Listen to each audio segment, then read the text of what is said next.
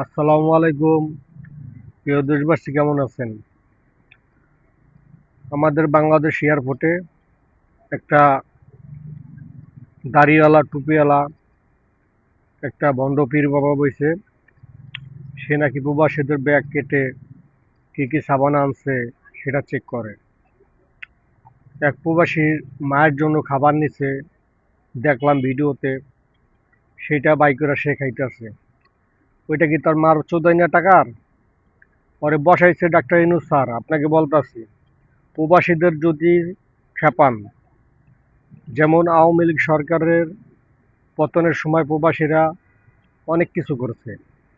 প্রবাসীদের পুরা টাকা বন্ধ করে দিছে, বাংলাদেশে পাঠানো অর্থনীতি ডাউন করে দিছে। ঠিক আছে, আজকে আমাদের প্রবাসীদের রেমিটেন্সের জন্য বাংলাদেশ ভালোভাবে চলতে আছে, নেতাকর্মীরা ভালোভাবে চলতে আছে, আমাদের বাংলাদেশে আয় উন্নতি হইতেছে।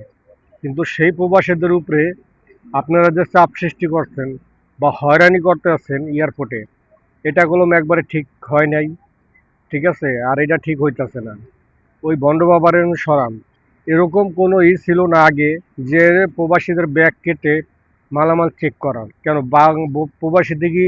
প্রবাসী কি বিদেশ থেকে ইয়া বানিয়ে যাইতেছে, নাকি কোনো চোরাচালান নিয়ে যাইতেছে?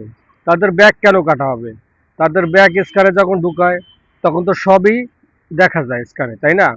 তাহলে তাদের ব্যাগ কেন কাটবে? প্রবাসীদের বলছেন দুইটার বেশি মোবাইল নিতে পারবে না। ঠিক আছে, প্রবাসী দুইটা মোবাইলে নিয়ে যায়।